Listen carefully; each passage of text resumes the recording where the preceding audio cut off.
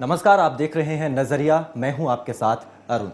आज देश में लोकसभा चुनाव जो चल रहे हैं उसे लेकर के हम आज चर्चा करने वाले हैं अपने खास कार्यक्रम नजरिया में, और एक नजरिया जानने की कोशिश करेंगे कि क्यों राजनीति पहले मुद्दों से आरोप पर आई और आरोप से अब हिंसक झड़प पर वो आ गई है।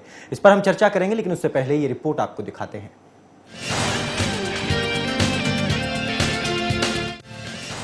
लोकसभा चुनाव अपने अंतिम चरण में है। ऐसे में सभी राजनीतिक दल कमर कस चुके हैं। मुद्दों से इतर नेताओं के बीच वाकयुद्ध लगातार जारी है। उधर पश्चिम बंगाल में बुधवार को नरेंद्र मोदी और ममता बनर्जी के बीच शुरू हुई जुबानी जंग का नतीजा गुरुवार को यहां हिंसक झड़प के रूप में देखने को मिला। वाराणसी में चुनाव आयोग के खिलाफ सड़कों पर उतरे भाजपाइयों और प्रचार के लिए निकले तृणमूल कांग्रेस के समर्थकों में जमकर झड़प हुई। वाराणसी के लंका इलाके में उस समय अफरा तफरी मच गई जब बीजेपी और तृणमूल कांग्रेस के कार्यकर्ता आपस में भिड़ गए। उनके बीच पहले कहासुनी हुई और फिर मारपीट शुरू हो गई। दोनों पार्टी के कार्यकर्ता पुलिस के सामने भी हाथापाई करते रहे। काफी देर बाद मामला शांत हुआ। बताया जा रहा है कि पूरा विवाद तृणमूल कांग्रेस के कार्यकर्ताओं द्वारा मोदी के पोस्टर फाड़ने को लेकर हुआ था। नरेंद्र मोदी को वाराणसी के बेनिया बाग में रैली को मंजूरी नहीं मिलने से नाराज बीजेपी कार्यकर्ता विरोध प्रदर्शन कर रहे थे। इसी दौरान प्रचार के लिए निकली तृणमूल कांग्रेस की प्रत्याशी इंदिरा तिवारी अपने समर्थकों के साथ वहां पहुंच गई। दोनों का आमना सामना होने पर स्थिति हिंसक हो गई। बुधवार को पश्चिम बंगाल में चुनावी सभा को संबोधित करते हुए नरेंद्र मोदी ने तृणमूल कांग्रेस अध्यक्ष ममता बनर्जी पर जमकर निशाना साधा था। उन्होंने कहा था, दीदी आजकल गुस्से में है, इतना गुस्सा ठीक नहीं है। मेरी बंगाल के डॉक्टरों से विनती है कि उनका ख्याल रखें, गुस्से का तबीयत पर बुरा असर पड़ता है। घुसपैठियों ने आपका जीना मुश्किल कर दिया है, नहीं कर दिया है? कर दिया है, नहीं कर दिया है? और भाइयों बहनों, आजकल दीदी बड़ी तरह तरह की मुझे चैलेंज दे रही है। मुझे कोई संकोच नहीं है। भारत की सुप्रीम कोर्ट ने कहा है, उसको काम को करने में मुझे कोई संकोच नहीं है। भारत की सुप्रीम कोर्ट ने कहा है, ये जो इन्फिल्ट्रेटर्स हैं, ये घुसपैठिए हैं, ये भारत पर एग्रेशन है, आक्रमण है, इसको रोकना चाहिए। अब लड़ने खाती थी, अब लहू लुहान हो जाती थी। क्यों? क्योंकि तब आपके दिल में पश्चिम बंगाल के लोगों के लिए प्यार था, और हम सैकड़ों मील दूर आपको हमेशा नमन करते थे कि एक अकेली औरत लेफ्ट के खिलाफ इतनी ताकत से लड़ती है। हम गर्व करते थे। लेकिन दीदी, 2 साल में आप ऐसी कैसे बदल गई? वो यही नहीं रुके और कहा कि मैं चिटफंड घोटाले के आरोपियों की गिरफ्तारी की बात करता हूं तो दीदी को बुखार आ जाता है।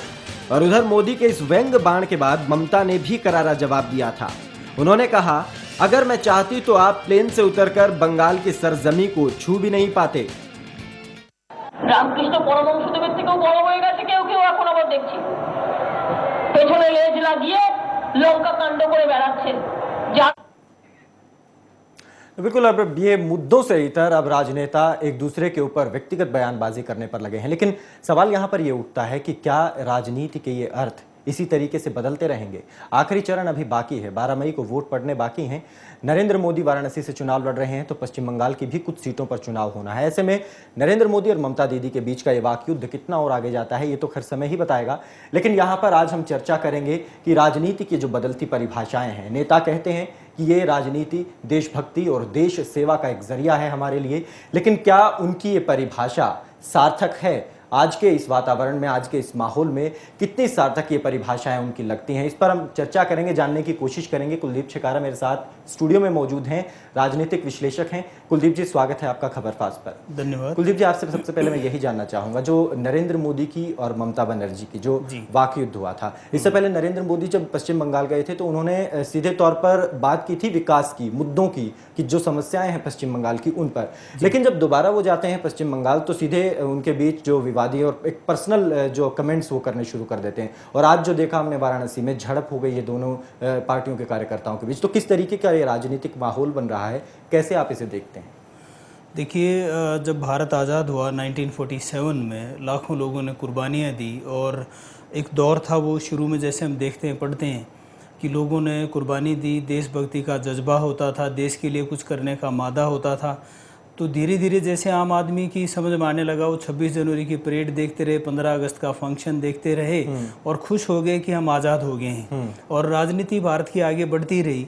एक जो लोगों को उम्मीद थी कि अब हम अपने स्वायत्तता है, स्वतंत्रता है, मुद्दों का समाधान निकलेगा, हमारा देश विकसित होएगा।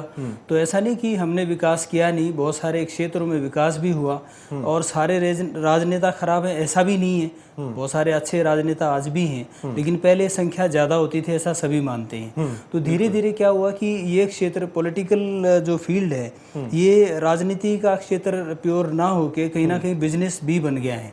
लोगों का आज मानना है कि ये कमाई का जरिया बन गया है, साधन बन गया है, तो उसको किसी भी कीमत पे, क्योंकि आपको अगर गेंस लेने हैं तो उसमें गद्दी तक पहुंचना जरूरी हो गया है। तो एक सामाजिक तौर पे मूल्यों में गिरावट आई है। और पहले ये कहा जाता था यथा राजा तथा प्रजा, लेकिन डेमोक्रेसी में मानता हूँ ये उल्टा होता है, यथा प्रजा तथा राजा, क्योंकि ये हमारे ही रिप्रेजेंटेटिव हैं, हम ही तो आगे भेजते हैं। तो ये हमारे प्रतिबिंब हैं, हमारी जैसी सोच है, विचार हैं, मूल्य हैं, उसी प्रकार के आज नेता भी सामने आ रहे हैं। लेकिन बिल्कुल आपकी बड़ी सही बात कि एक बात ये भी कही जाती है कि जो किसी भी कोई भी नेता जब बोलने जाता है, भाषण देने जाता है, तो पहले वो रिसर्च करता है कि जनता आज सुनना क्या चाह रही है। बिल्कुल, जो जनता सुनना चाहती है वही वो नेता बयान देता है। तो इससे कितना सहमत आप इस बात हाँ, से? मैं बिल्कुल सहमत हूँ, इस काफ़ी हद तक सहमत करता हूँ, क्योंकि देखिए जो लोग राजनीति में आते हैं उनको पता होता है कि क्या क्या मुद्दे हैं आज, क्या क्या समस्याएं हैं। और आज भी देश में हम जो निर्णय लेते हैं देश के लिए ना लेके कहीं ना कहीं वो जातिगत होते हैं, धर्म के आधार पे होते हैं। और जैसे जितना डिवीजन पब्लिक में होएगा तो उतना बेनिफिट एक नेता को मिल सकता है। बिल्कुल, क्योंकि अगर we are united as a whole, as a country, as a whole, तो डेफिनेटली एक अच्छा आदमी ही स्टैंड कर पाएगा सामने। लेकिन जब हमारे अंदर डिवीजन है तो बहुत सारे लोग एंटर कर जाते हैं और उनका हर किसी को कुछ ना कुछ मिलता है। बिल्कुल। तो अवमूल्यन जो हुआ है हमारे मूल्यों का सामाजिक तौर पे, उनका असर राजनीतियों पर टू वे प्रोसेस है।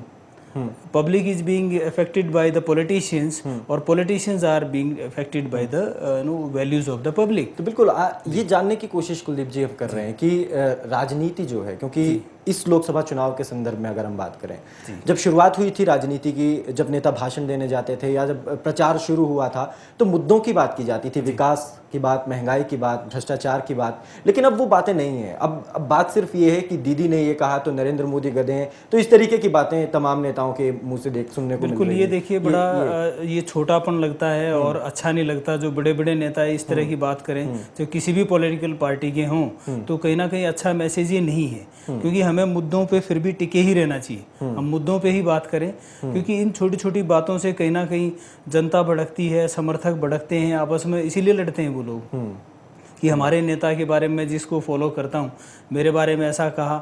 और कहीं ना कहीं ये भी देखिए जो पढ़े लिखे वोटर्स हैं वो बात को समझते हैं, मुद्दों की पहचान होती है, एनालिसिस कर सकते हैं, समझते हैं। लेकिन जो आम जनता है, गरीब है, जो अशिक्षित हैं, वो कहीं ना कहीं एक चीज़ जानते हैं कि मैं उसको फॉलो करता हूँ, उसके नतीजे क्या होंगे या क्या इसके देश के ऊपर, समाज के ऊपर, व्यवस्था के ऊपर क्या प्रभाव पड़ेगा, उसके बारे में शायद वो ज़्यादा नहीं जानते। इसलिए वो कर गुजरते हैं जिसकी बिल्कुल भी ज़रूरत नहीं होती और जिसकी हमारा न्याय प्रणाली भी आज्ञा नहीं देती।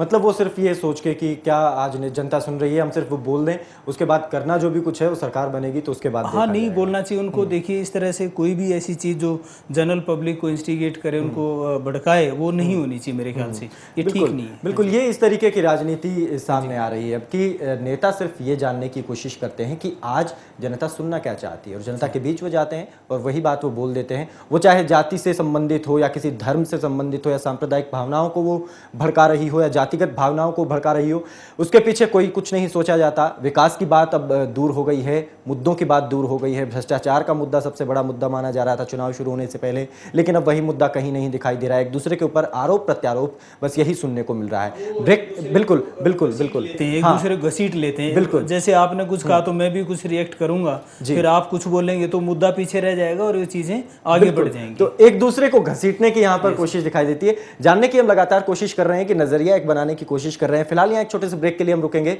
जल्द लौटेंगे।